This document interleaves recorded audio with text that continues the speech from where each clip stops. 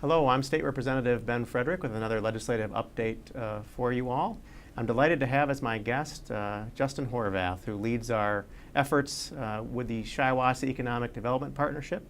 Justin's also, this year, bringing distinction to Mid-Michigan by serving as president of the Michigan Economic Development Association. Welcome, Justin. Ben, thanks for having me. Delighted to have you, and appreciate you being an ambassador for our area in these capacities. We're going to talk for a little bit about jobs and economic development and all the things that you've seen, but first I'd like to get just briefly from you what brought you into this sphere and a little bit of your background. Oh, that's actually kind of an interesting story. So, grew up in Owasso, born and raised, went to high school at Owasso, graduated in '97, went to college at the University of Michigan, go blue, for the watchers out there. Got my bachelor's in economics there, went on to graduate school there, got 2 master's degrees in public policy and economics. While I was in graduate school, I learned of the local Chamber of Commerce starting a brand new economic development program to try to turn around the local economy. And so I went and talked to the executive at the time, Carol Vaughn, and suggested could I work with her as an intern to learn about the program. And I did, and I stayed on through college. And when I graduated, I came on board full-time, and I've been there ever since. So it'll be 17 years in April.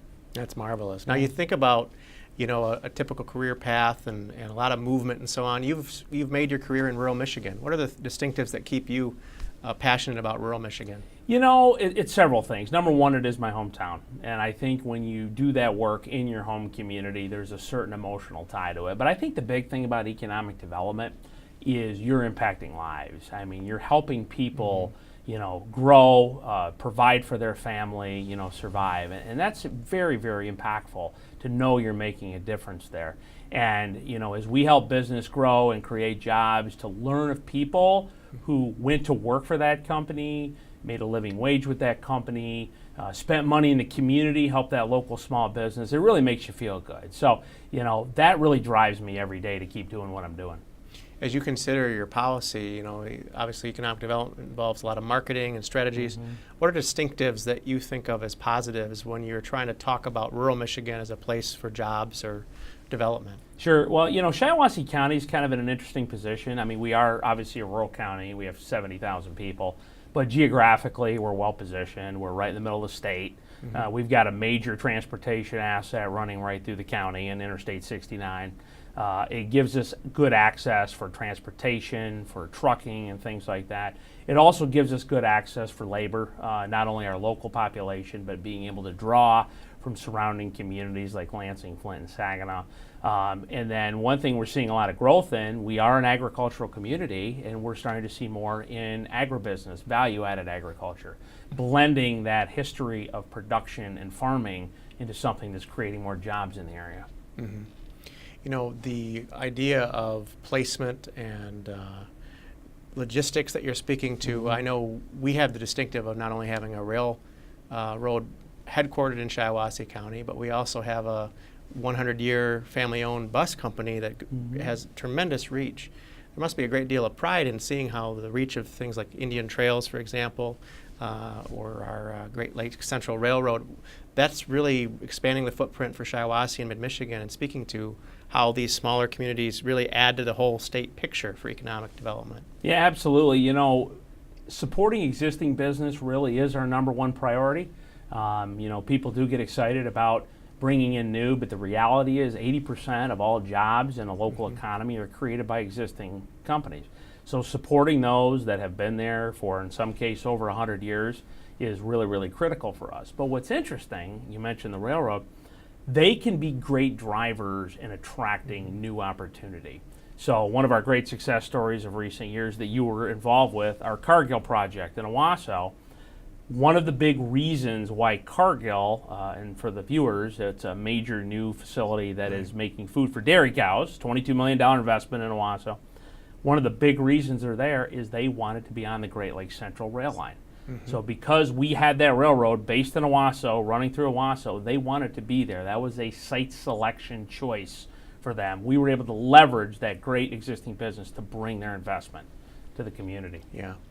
Now, looking back at your career, why don't you take us through a little bit, like how you handled the pivoting in Michigan and all the challenges from the recession that happened, the housing challenges, the landscape at the time. There were over, I believe, 1,000 foreclosures in just Shiawassee County back in the height of that. What types of things did you have to do as an economic development-based organization in your mission and in your approach during that time? Sure. You know, it's interesting, and I know we'll get to more current day a little bit later, but I started 7 months after 9/11. And I just reflected on that recently, that was obviously a seminal moment in this country's history for a lot of reasons, but it certainly impacted our economy.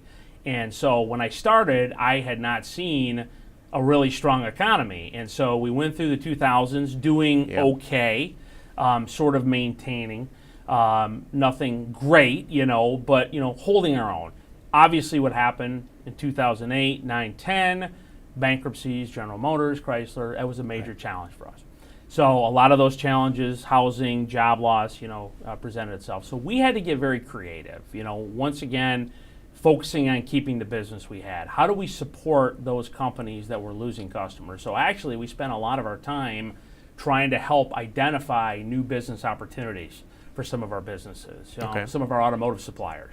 Okay, hey, we've only ever supplied to the big three. We need to diversify. How can we find other sectors to sell into? That was a big part of it. Working with our education providers, Baker College, their enrollment went way up at the time. How do we help get people the training they need to get into different careers? That was a major issue out there. So we did our best to fight through. We obviously had our challenges, but I think the steps we took were a way to stem the tide of loss and position ourselves going forward. Because for us, it wasn't just about helping the existing businesses diversify. From an attraction standpoint, we also needed to bring in different kinds of companies. Because I think all the viewers know one of Michigan's problems, we got way too dependent upon one sector, automotive. Great industry, has served us well for 100 years, still a major component, and we value it greatly. But the reality is, for us to be successful then and today, we need to bring in different kinds of business. And so we focused a lot on that. That's a great point to kind of go into a little bit more detail. You're speaking to the idea of kind of economic resiliency, where we have certain hedges, different diversification. We look at manufacturing differently now. We celebrate maybe smaller wins of job growth in certain parts of the state. There's obviously the old anecdote of chasing the factory at 800, 1,000 jobs. One would argue that's fairly rare now. I'd like it to be more common. So we hear phrases like specialized manufacturing or niche manufacturing and things like that. What are you seeing as far as the attitudes and realities of manufacturing now and looking ahead? Sure. Well, what's interesting, people are always surprised to hear this, being a rural county. We have 70 manufacturers in our county, and that's a shock because a lot of people don't realize we have that much capability. Part of that has to do with our geographic location, being historically located between Flint, Lansing, Saginaw. Part of it is we've attracted a number of these businesses to locate there.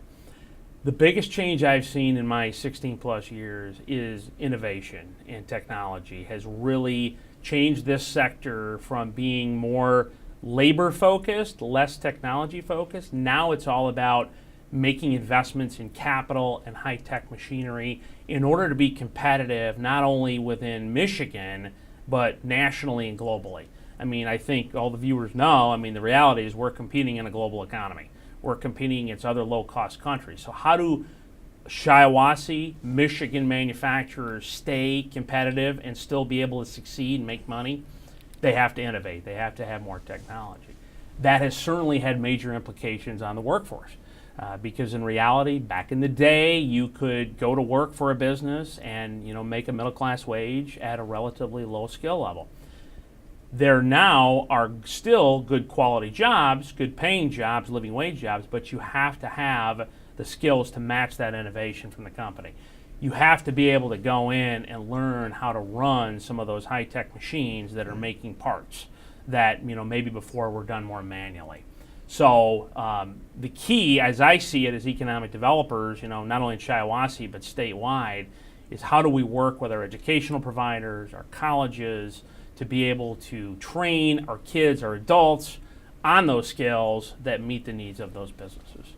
You touched a little bit on the idea of skills as a primary driver in education. I know the governor recently mentioned the idea of secondary credentialing, which I was excited by, because typically we've heard the phrase secondary education to mean just degrees, Right. 2-year, 4-year, two masters. Right. In your case, you're no stranger to that. Yeah. But when I hear the word credential, that to me means things that may be a certification, maybe an industry recognized distinction that allows that skill level to be even more specialized. So are we moving in the right direction? Are you seeing trends that make you hopeful that we're going to get more surgical in how we approach education, combining with job skills? We are. I mean, certainly you always want to go faster, but the reality is what's happening is, first and foremost, we're establishing the relationships between business and education. One of the problems, I think, for a long time is they weren't talking. Businesses had a need, they didn't communicate it, and they weren't talking with educators, and I think vice versa. There just were not relationships built. So we've been working hard to try to make that happen in Shiawassee County. I think some of the things happening at the state level are conducive to that, like the Marshall Plan. That is, bringing people together, bringing business and schools together. So getting them talking is the first thing, because what that does, that helps educators, both at the lower level as well as the higher level, understand what those specific needs are. So we're not teaching hypothetical programs, we're teaching skills that are specific to the business needs in the area. So that is happening now. We are fortunate. We do have some great partners, obviously, in the local districts in Shiawassee. We do have Baker College. We have a good Michigan Works office that are able to provide that training and that funding to do customization, because really, and you said it, a number of these programs, particularly in the industrial world, don't require a 2-year degree, a 4-year degree. It's maybe a 6-week program on how to run that high-tech machine or how to run a welder. It doesn't take that long, but it does require some time and training to be able to accomplish what the business needs. So really, I think having those secondary credentials, that customized program, not the one-size-fits-all for everybody, that custom effort to meet those individual business needs, that's where we need to go. And we are headed in the right direction. Let's pivot a little bit and talk about entrepreneurship, because all this would be impossible without men and women around the state taking a risk, deciding to invest capital into one job or 1,000 jobs. And there's a certain drive and a personality that we try to encourage. We want to be encouraging. What's your advice if someone's watching this program that's has a vision for a small business or would like to start that hurdle? It's not as simple as just putting out a sign as it was once, and there's good reasons for that, but there is a lot to think about when you're going into launching a business. What's your advice if somebody's just coming up to you and saying, how do I start? Great question. I do want to say there are really 3 legs to the economic development stool, if you will. One is retention and expansion, which you talked about, attracting new, and helping entrepreneurs. So that's just as important as the other 2. The key is, with entrepreneurs, you're right, they don't necessarily know where to go, what to do, how do I write a business plan. For us, actually, my first call, my first reference is to our Small Business Development Center. Being in the Armory in Owasso, beautiful new facility, and we can maybe talk more about that, but we have co-located all of the economic development resources that are available in Shiawassee County. So Chamber of Commerce, our organization, and the Small Business Development Center. So for the listeners out there, the SBDC office that we have is actually part of a statewide network.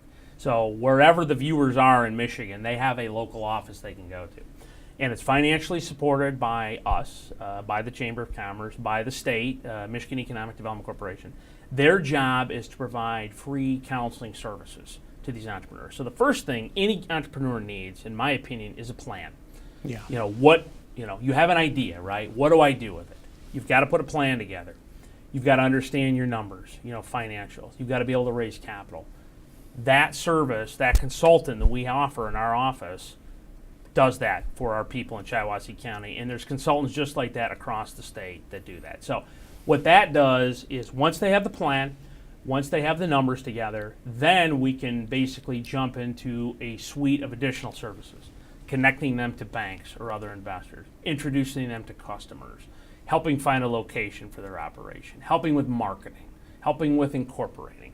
all those things that those, new people that have not been in business, they don't know what to do because they've not done it. We have access and ability to offer all those things. Mm-hmm. Is there kind of a clearinghouse or a way to identify capital when you're talking about venture capital or equity partners and things like that? Is there facilitation that also occurs where somebody can expand their vision in front of people who may be looking to invest? Yeah, good question. So we have worked very hard. I've been doing this now almost 17 years to build up my Rolodex, which hopefully most of the viewers know what that is. Some of the younger ones, I've used that term Rolodex. I got in trouble last week for that. Yes. Yeah, so, but hopefully most people watching know what that is. But I've built up a lot of relationships with banks, credit unions, other types of debt lenders, also equity investors, angel investors, venture capitalists. Probably the newest thing that's very exciting is we're working on more pitch competition. So everybody knows Shark Tank, right? It's a well-known TV show. Yeah. People know how that works. We're getting into more opportunities in that arena at a local level. In fact, we just had one at the Armory. It was called Catapult, where businesses had the opportunity to compete for money to grow their operation. And actually, Happy Girl Granola from Westtown, Owasso was the winner of that. But something exciting too, and maybe we can talk about this more later or another program. We are now part of the Lansing metropolitan area. That's a new designation we have. We're exploring opportunities there. The Economic Development Group in Lansing has graciously allowed Shiawassee County entrepreneurs into their Shark Tank competition, which is done quarterly. It's called the Hatching. So now I'm available, and our Small Business Development Center is available to encourage our local entrepreneurs to come to Lansing and to compete in that and have the opportunity to win money. Mm-hmm. So there's more and more things coming out all the time, different ways to secure capital, and we're always on the hunt for it because, I think everybody knows finding money, having access to capital is one of the major things to ensure business success at an early stage. You obviously had to pitch Michigan during some tough times. Are you seeing a general change in opinion about Michigan as you go out of state and talk about opportunities here? Michigan's perception across the country right now is extremely positive. It was interesting back in the day, 2008, 9, 10 that we talked about, it was a lot of cringing. Ooh, you're from Michigan. Ooh, I'm sorry. The economy was not good. The business climate was not good. The steps that have been taken in recent years to improve our climate, tremendously successful. We are viewed as business friendly. And it's things like, reducing corporate taxes, less regulation, our state economic development organization working collaboratively with local economic development groups have made huge strides. So we are in the game, so to speak, that we were not into maybe 10 years ago. So very, very positive in that regard. The key is we have to continue being out there. I think that's critical. How do we attract more opportunity? We have to get out there. We need to travel. We need to get out of state, out of country, and we're doing that. So I think the future for business opportunity is great. The issue out there that we hear a lot that's not just a Michigan issue, it's nationwide, is talent. Mm-hmm. Those that are able to win the talent war are the ones that are going to succeed for site selection in the future. So everything that's happening at the local level, the state level to address the talent needs, those action items are what's really going to position us now that we have the business climate good. Mm-hmm. That's a good point. I think people need to understand what kind of analysis goes into an assessment. Let's say it's a nationwide company or even a worldwide company. Mm-hmm. Looking at Michigan, what kinds of things do they benchmark to consider placement of facilities and personnel in our state? Yeah, well, it's really dependent, obviously, on the type of sector. What we have seen, and I'll speak from the Shiawassee County perspective first, what we have seen, the businesses that want to be in our community are most interested in our central location. I mean, still first and foremost, access to markets is critical. So being, in the middle of the state, if you want to serve the state of Michigan or serve the upper Midwest, we're in a great location. One of the things we're seeing some opportunity from is when you factor in Canada. Sometimes people forget about Canada, but Shiawassee County, and this is an interesting fact, we are literally halfway between Toronto and Chicago. Oh. That's a major, two major North American cities with millions and millions of people. If you're a company looking at your supply chain, that's a very strategic place to be. So we've successfully located a number of companies because of that, central location. I think from a talent standpoint, we are still very highly regarded nationwide and worldwide. People know that we know how to make things. So if it's a manufacturing project, people are going to look to us as a potential location. Certainly automotive, we know that, but other types of sectors as well. What's really growing, I think, in notoriety and attraction right now is on the agricultural side. I think the work that's being done by the Michigan Department of Ag and Rural Development, Michigan Economic Development Corporation, has been very helpful in creating a perception that Michigan is a great place for value-added agriculture and food processing. A lot of people are not aware Michigan is the #2 state in the country behind California for the number of different kinds of crops that are grown, commodity crops, fruits, vegetables, all that. Well, if we're growing all that stuff has to be processed. And so now we're identifying opportunities to add that value and process. So probably the biggest recent example was just west of Shiawassee and St. John's, the big Glambia plant that's going to be making cheese over there. I mean, $500 million, something like that. We have the material. It's being grown or milked in that case with cows. And we're adding value, creating jobs by processing it here. So that is becoming a nationwide trend. People are seeing us as an agricultural hub as well as a manufacturing hub. It's interesting you say, again, some assets coming back. I keep on thinking about rail lines again. I keep on thinking about logistics. Is logistics really something that may be kind of underrepresented in the conversation on economic development? It really is, because if you think about it, I mean, what's the biggest, I think it's the biggest company in the country, maybe the world, Amazon. They're really a logistics company at this point. They're shipping stuff all over. The reality is logistics, even though people don't think about it a lot, is a huge job creator and a huge investor. We have a number of warehousing, trucking, rail companies that have chosen to call Shiawassee County their home. You're aware of one of our great success stories, Wheeler Trucking. In the very northeast part of our county, in New Lothrop, Michigan, has well over 200 people now trucking vehicles, trucks from assembly plants around the country to dealerships. I mean, based right there in New Lothrop because the owner grew up there.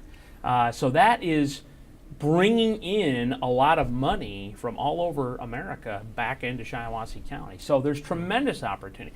I have said to anyone that'll listen, our biggest transportation, or our biggest assets are transportation. Our freeways, our state highways, our rail, all that. Because in reality, if you look at the evolution of development in this country, it's all based around transportation. Starting with waterways and then railways and freeways. That's where commerce wants to congregate. That's where they want to go. So we have to leverage those assets. Wheeler Trucking is a good case study on what you mentioned earlier, which was about how many opportunities there are for people who just have a skill. Why don't you outline opportunities, just one example, Wheeler Trucking, what they're looking for and what that might mean for someone as far as a job. Perfect example. Great paying job, looking for drivers, hiring drivers all the time, based out of New Lothrop, going all over the country. Average pay over $100,000 a year. Incredible. And you need to be able to drive. So you need to be able to pass a drug test, have a clean driving record. They have training programs they're putting in place now internally within the company to help get people trained. So you don't even necessarily have to come in with that experience if you're willing to drive. And it is a lifestyle choice to be on the road that much. But the reality is, and this is part of this broader issue of I'll say more blue collar type jobs. We have a lot of people that don't want to sit at a desk. They want to work in manufacturing, they want to work in construction, they want to work in truck driving. We need to be able to offer those credentials to them that meet those needs of those jobs that don't require that 4-year college degree. And so they're taking it upon themselves at Wheeler to actually do some things themselves. I mean, sort of offering a private sector solution. And I will say, I think we need to continue to explore those options. That private sector has a major role to play in this, and not only partnering like we talked about, but investing in that opportunity, because they're the ones that are benefiting from it. Yeah, that's a very good point, and I was going to kind of go into that a little bit. Sure. What role do you see employers playing in the future as far as the strategy when it comes to talent, these other programs.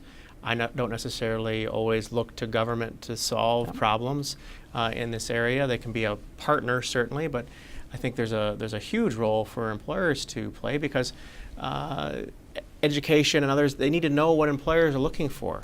Exactly. Are there obstacles to that engagement? Is there more of a drive needed? What are you seeing from your member employers in general? Sure, and I do want to come back to the Marshall Plan. I think it's been a huge help for us in, sort of coalescing and identifying what those partnership opportunities are. In fact, we're getting ready to submit our application at a county level for that funding. We had support letters from 23 different groups in favor of that, which is wonderful. And that support letter, for a number of them, indicated what those assistance programs were. So, I mean, it really is a laundry list, but, things like opening up their doors for tours, just to inform kids about what those opportunities are, going in and talking to classes, doing internships, doing co-ops, job shadowing, all things, by the way, that don't cost a dime. I mean, they're just time related. It's a way to get interest in those careers. But then above and beyond that, companies are willing to put their money where their mouth is, where they may be willing to donate product, donate a machine to somebody, send in employees to work with robotics teams, things like that. And ultimately, one of the things I'm excited about with the Marshall Plan is kids that go through a conducive training where they're connected with the employer can ultimately get hired. Yeah. And that's something these companies are promising to do. If we have kids go through the program, they will hire. So they're willing to commit to it, because for companies, they understand they have to do more, that they can't sit on the sideline and hope that the good people are just going to show up, that they have to be proactive, engaged in that process, because it's a pain point for them. It keeps them up at night trying to attract and retain people. So if they see our education system stepping up and saying we want to help, they're willing to help right back. Yeah. Well, we're winding down a little bit on time, but sure. I wanted to highlight one new innovation coming to our area that's very exciting. Talk about next generation, and that's virtual reality-based trades training. You want to speak to that initiative a bit? Yeah, this is very exciting. Our intermediate school district has played a major role in making this happen. Virtual reality, I think people kind of know what that is. We actually have a virtual reality facility in Caledonia Charter Township, Elite VR, which is pretty interesting itself. But what this does with Elite or with virtual reality is it gives kids or adults the opportunity to engage in virtual career discovery. So one of the issues, how do you learn about welding? How do you learn about these other things, if you don't have the machines right in front of you? And, you can plug and play different programs depending on what the career is, and do it, I think, in a very timely, cost-effective manner that you couldn't accomplish otherwise. So see a lot of promise in a lot of different types of career exploration with this. Very good. Well, I'm delighted to have had a chance to talk with you today. Your organization had a very nice conference across the way. I appreciate the work that you've done not only for our region but statewide now in this new role with the Michigan arm of the Economic Developers Association. Thank you for taking some time to talk with me. Thanks for having me, Ben. I've been speaking to Justin Horvath, who leads the Shiawassee Economic Development Partnership, and this year is serving as president of the Michigan Economic Development Association. I'm State Representative Ben Frederick. Feel free, if you or someone you know is looking to place or expand jobs in mid-Michigan or the state, to use this information to contact the SEDP and our various resources at our local Chamber of Commerce. Thank you for watching my update.